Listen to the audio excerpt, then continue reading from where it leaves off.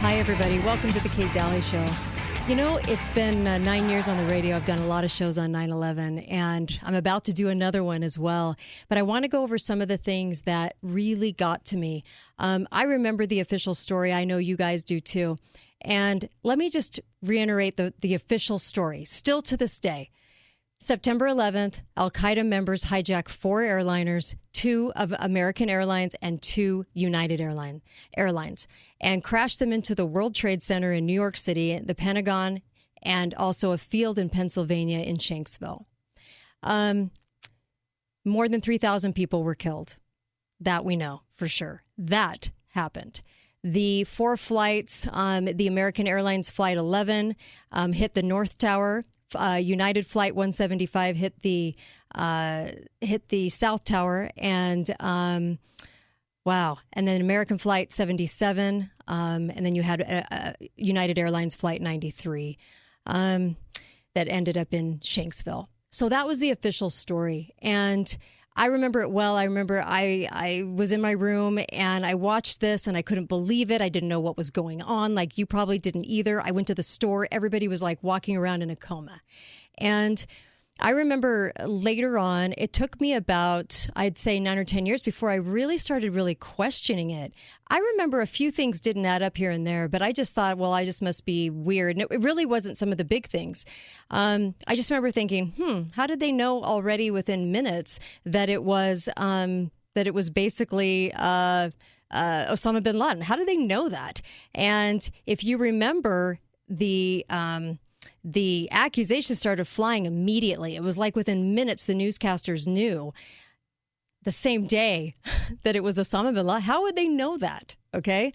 The passports that fell out of the planes of only the terrorists and none of the victims. That's just something about that should scream to everybody that something is wrong.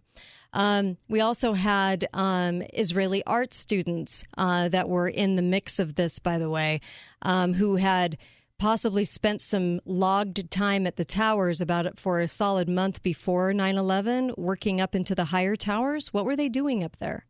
Why were they let in at night? There's too many questions. What were they doing in the towers? Right about where the planes hit, okay? So there was a lot of stuff going on.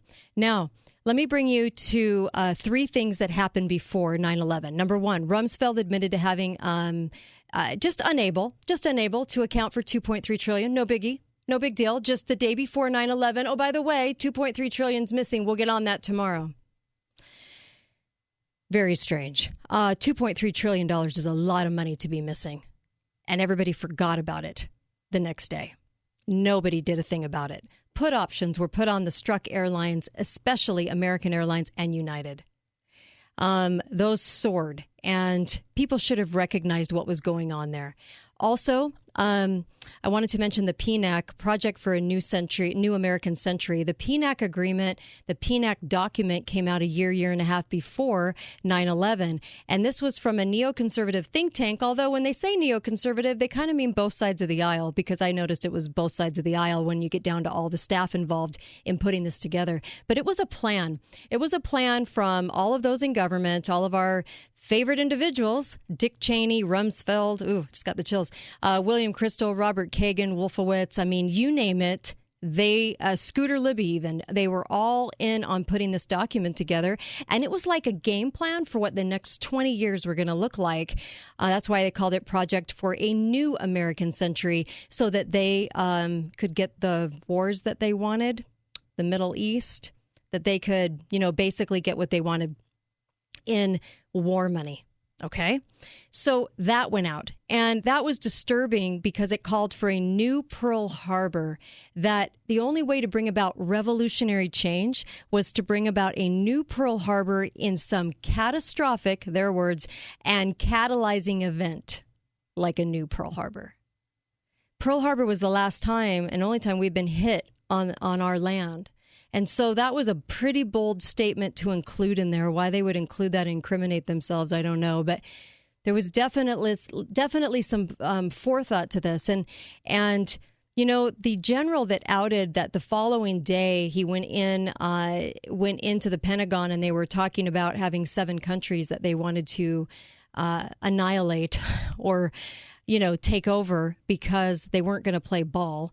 And a majority of them were in the Middle East, including Iraq.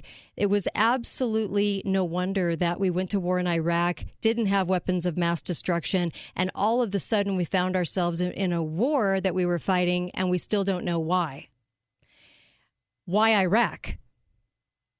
So it really never made sense, and it shouldn't have made sense to any of us. But there were a couple of things that were really jarring to me.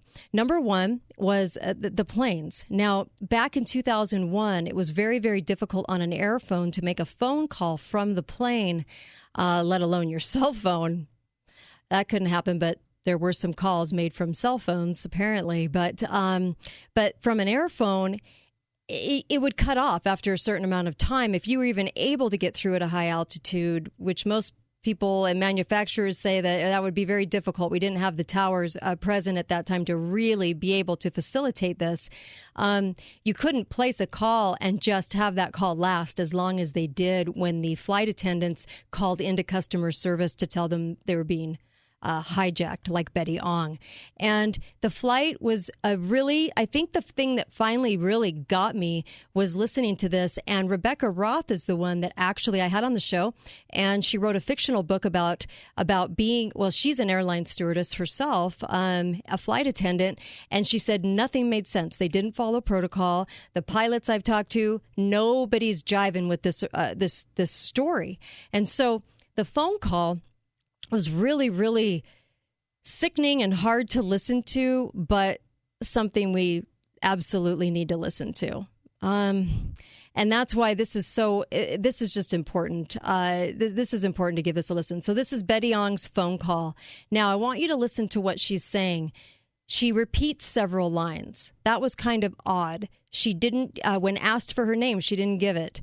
She also kept saying that she couldn't breathe, that no one could breathe, but she was talking just fine. That did not make sense. Listen to this phone call. Here we go. The cockpit's not answering. Somebody's stabbed in business class. And I think there's mates that we can't breathe. I don't know. I think we're getting hijacked. Which flight are you on? Flight 12. And what seat are you in? She doesn't answer. Ma'am, are you there? She's not answering. Yep, that's me off of another broadcast. What seat are you in? Ma'am, what seat are you in? We just left Boston. We're up in the air. I know. We're supposed to go to L.A., and the cockpit's not answering their phone. Okay, but what seat are you sitting in? What's the number of your seat? Okay, I'm in my jump seat right now. Okay. At 3R. Okay, you're the flight attendant? I'm sorry, did you say you're the flight attendant? She's not answering. Hello? Yes, hello? What is your name? Hi, you're going to have to speak up. I can't hear you. Sure, what is your name? Okay, my name is Betty Ong. I'm number 3 on flight 11. Okay. It just makes me sick to listen. And the cockpit is not answering their phone. And there's somebody stabbed in business class. And She said it again. We can't breathe in business class. Somebody's got mace or She something. just said that Can you exact same. describe- Somebody's got mace or something, wouldn't she know? And also, we can't breathe in business class. She could breathe just fine. She was talking, and nobody was coughing. Nobody on the flight was coughing. You would have heard people struggling for breath. She also said, and very, very, very matter-of-factly, somebody's stabbed in business class. Wait, what? Somebody stabbed? Very, very, with a very even tone, as if she was reading off of a script. At the end of the phone call, because any questions that came at her, I don't think she knew whether she could answer them or not. And at the end of the phone call, there is somebody saying, it's picking up a voice saying, "You did great. You did great." Oh, it just makes me sick. I don't think she realized it was her last day. In fact, Rebecca Roth thought that they thought they were in a drill or a simulation of some kind.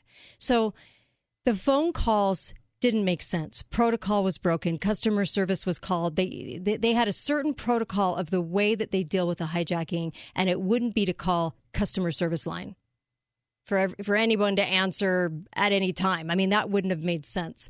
And so there were a lot of things like that just didn't add up, especially for somebody like Rebecca Roth, who was a flight attendant. And the pilots, this is why you have Pilots for Truth and all these different groups of people coming out and saying, no, The other thing I remember that got me was the plane crash in Shanksville. I remember looking at this dirt and saying, "There's no plane there. There's simply no plane. There's not even a door handle. Planes don't just evaporate." And people say, "Well, there's a lot of fuel in it, and it blew up." No, I'm sorry. Have you seen plane crashes? There's not a single plane crash in the history of ever that looks like that. What happened there did not go down that way. I'm sorry. There's no way. There's not even a remnant of the actual plane there to look at. And I showed my son this. I thought, can a kid see this? Because regular adults are walking around and they'll swear there's a plane there. And I'm looking at this photo going, there's no plane. There's no plane. And so even my son was like, "Yeah, I don't see a plane, Mom. I don't see a plane there. And look at all these other plane crashes. It doesn't add up." They had the story, let's roll and all of that. I really seriously, I don't know. There's a huge part of me that really doubts whether that really took place. Considering the phone calls and considering what we know now, looking back, we wanted those stories because I think they made us feel really good. I'm not quite sure. I'm not convinced yet that those things happened. And that doesn't disparage everyone on that flight. It's the families of the victims that actually went after investigations and started asking questions, to be honest. So it's them leading the charge. They knew something was very, very wrong. And so, okay, so here's another one for you. You have the plane crashes. You have the towers that went down that obviously didn't make sense. Tower 7 fell at 5 o'clock. Why? It was totally insured. I mean, all of the questions surrounding the towers coming down so quickly that looked like they were in a demolition with the dust and everything. I remember looking at a picture where a plane hit New York in its highest tower at the time, and there was a fire and a hole and an airplane, but of course it didn't just go down and drop like that. Something was very wrong with the story. And the demolition, I mean, even Dr. Judy Wood talks about this at length, that it looked like a demolition. People have been fired because from their jobs that have tried to expose this, and engineers that said there's no way it falls like that. And for some reason, it's just hard. I know, because this is such an emotional thing. And it was hard for me, too, because when you start to realize all these things, then you start to really question everything, which is a good thing. You should be questioning everything. So here's a couple other things too. On the phone call, they kept saying that there was alluding to upstairs. Well, there is no upstairs in these planes. So Rebecca Roth wondered, there were also eyewitness accounts that 20 minutes after the plane took off at Logan, there was a plane landing 20 minutes later, same airline, same plane with passengers in it, 20 minutes away at a base, an Air Force base that had been cleared out 2 days or a day before 9/11. Cleared out all the way to the janitors. People were sent to hotels 30 minutes away for no apparent reason. And as this plane was coming in, there were eyewitnesses on the ground that said, we saw people in it, kind of wondering why a plane would be landing here, because commercial planes didn't land here. It's 20 minutes away from Logan. And so when they were saying upstairs, were they inside of a hangar? Were they in a hangar thinking they were doing a drill? Possibly. Were they killed? Yeah, absolutely. Killed by who? And I think that's really the big question on everybody's minds. Did they die in the tower? Well, there was eyewitnesses on the ground that said it looked like military plane. Bush even said, when I watched the two planes hit the two towers, he didn't watch the two planes hit the two towers. They didn't have that on TV, the first plane. There was just, even when he was told about it, remember he was reading the book to the kids, it didn't make sense. Nothing about that made sense. He doesn't even look like he was shocked. It was just, he kept reading. It was just strange. And Dick Cheney being part of PNAC and being also his vice president, something's very wrong there. Okay.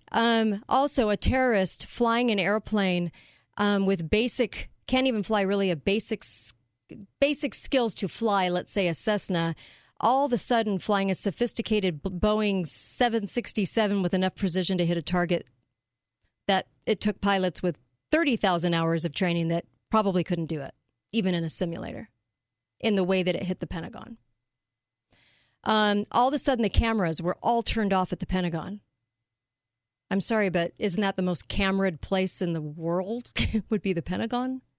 How could all those cameras be turned off? It doesn't make any sense. Why was there a changing of the guard, the person in charge?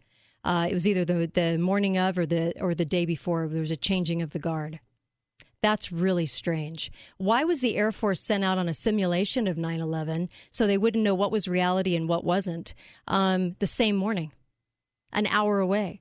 So those guys could not get into those flights fast enough to get up next to the airplanes, could they? Because didn't everybody wonder why the Air Force didn't immediately go up and were next to the planes like we would see today? So there were some basic questions about that. And of course, I think for researchers in general, you're gonna just see so many questions crop up every single time. If you're really looking at it and you really want the truth, the report never shook out. People died that were trying to whistleblow. The victims, like I said, had obviously huge issues with being told about their relatives. They didn't believe the narrative. The firefighters' families did not believe the narrative. Also, Raytheon employees were on these flights, 5 of them in very key positions at Raytheon. Raytheon is a darling of the Carlyle Group, maker of the Patriot and Tomahawk missiles, and watched its stock just take off after the attacks. And, of course, purchases of call options contracts on Raytheon stock went up. And did they have a direct role in 9/11? Some say yes. The key individuals, I'm talking Director of Electronic Warfare Program, and VP of Electronic Systems, and just some key individuals that met their last day on 9/11 in those planes. So something's off. Rumsfeld slipped up and mentioned that a missile hit the Pentagon several times in newscasts.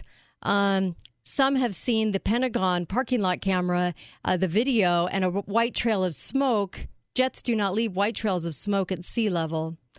That's another one that's really strange, too. I could keep going on and on and on.